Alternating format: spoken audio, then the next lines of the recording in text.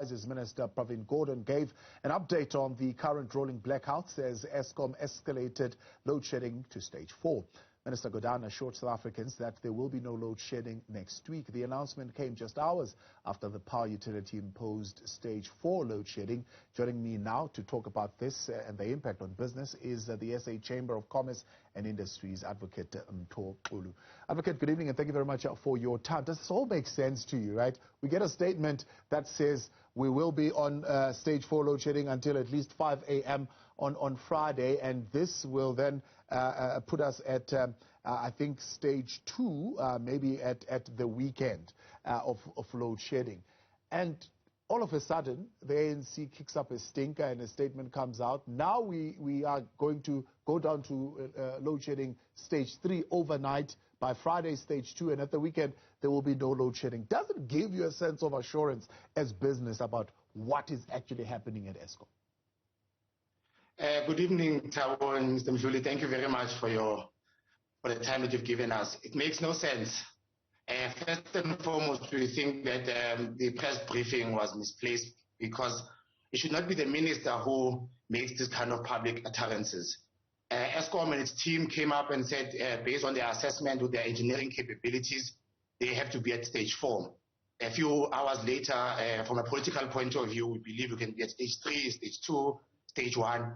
So it was absolutely unbelievable, and I think it was a misplaced for the minister to address us and actually shielded the board and the ex-core of Eskom from accountability and for them to account on how they reached the stage of level 4. Yeah, the governing ANC making a point to say the communication coming from, as you put it, management and the board has really been unsatisfactory in as far as telling us exactly what are your challenges. You have shortage of engineers.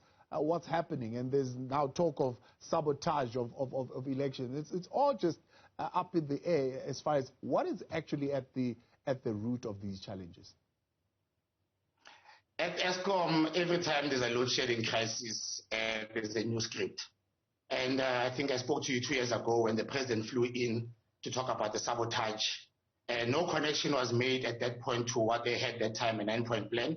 Now, the press conference today was not so much about how we feel as South Africans, not businesses feel, but more about, securing the elections, which needs far less energy to run than the South African economy. So we have a sense that Eskom always comes out with the support of the shareholder to give us what they think is the issue at that time, but they forget that we've been following their statements for a number of years now, and businesses are planning based on the commitments that they make. So if there's no connection from one statement to the other, you also think to yourself, well, we don't know what they're going to say next week, and therefore you can't plan on that basis. Yeah. Where is business at right now? I mean, are you at a point where certainly you are looking at other options for energy supply? Unfortunately, it's not going to be a short term to have another option on energy supply, because a lot of those opportunities for an alternative opportunity for energy still depends on the very same cabinet that is responsible for Eskom. So we still don't have a sense of coherence between the different departments on how one department would allow for private generation, while we still also sustain Eskom on the one end. So we are stuck in the rut with Eskom, and it's very disappointing because we were under the impression that the current leadership, both at ExCo and board level, and were brought in to really deal with the big monster of debt at Eskom and the load shedding crisis. But where we sit now, we've not even gotten a sense of progress of where we were 3 years ago, what we have done in the past 3 years, how we've taken advantage of level 5 and level 4 and 5 of the lockdowns, and how we fast-track the maintenance to make sure that load shedding is managed. We are actually back now complaining about the same things that we complained about 3 years ago when we started the renewal process at Eskom. So we are stuck, and we just have to take what Eskom is giving. And business has always been committed to support Eskom, both in terms of investing in alternative energies, but also continuing to pay its bills to Eskom. But unfortunately, we don't get a sense that structurally a lot of progress is being made to turn around Eskom. Yeah. Talking about the turnaround of Eskom, are we diagnosing the right kind of problems, or in fact are we instituting the right kind of solution, right? It looks like this is the way it's going to go now. They have now given Parliament the responsibility of oversight. More politicians having to look after Eskom and what actually is going on there. Is that the right solution? Is that how we should be going about this? We already have at least 3 layers of politicians sitting above the Eskom board. You know, a cabinet committee on this, a committee led by the deputy president, a economic cluster, and I don't know, a number of other politicians. It will not help anybody. What we need in this country is to declare a national disaster on Eskom. We need public accountability from the board of Eskom. And if they don't want to be placed under public scrutiny, it should be dissolved and a new board must come in. No more politicians must join into Eskom. Eskom is a juristic person, it's a company. It has a board that has a mandate to turn it around.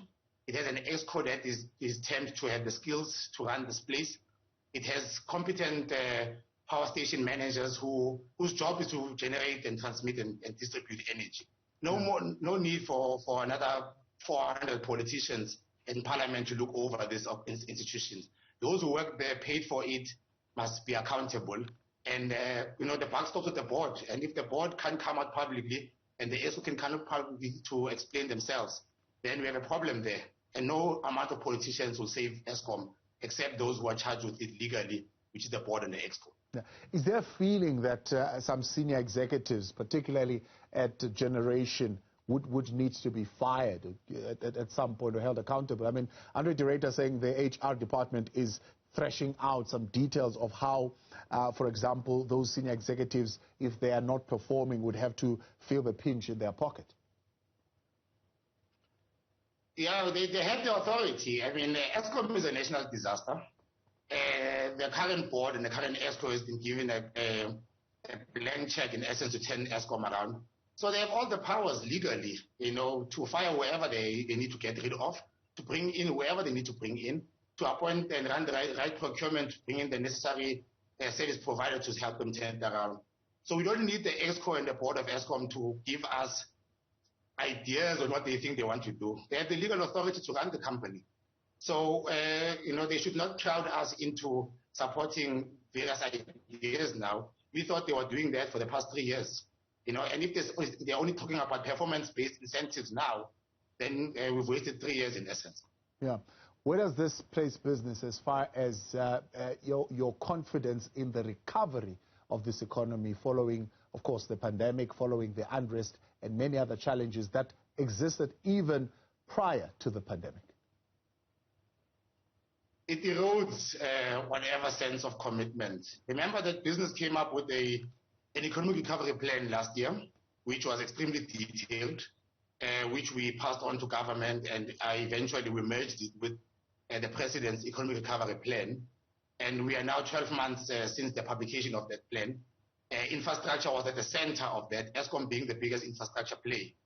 So the fact that the plan has not moved is also a problem, but the fact that the biggest entity of the infrastructure plan of the country is Eskom is failing, you definitely don't get a sense that this is the times of economic recovery. Because we would expect some of these major players such as Eskom to be at the forefront of doing the right things if we really care about this economy, which will depend on affordable energy moving forward to drive any form of localization, manufacturing, and then other sectors that we've identified as priorities. So, you get discouraged that, the biggest role players in society don't seem to be as invested in economic recovery as businesses has become. Because business people have invested in economic recovery, but if the biggest players don't seem to be worried, you get a sense that there's no leadership.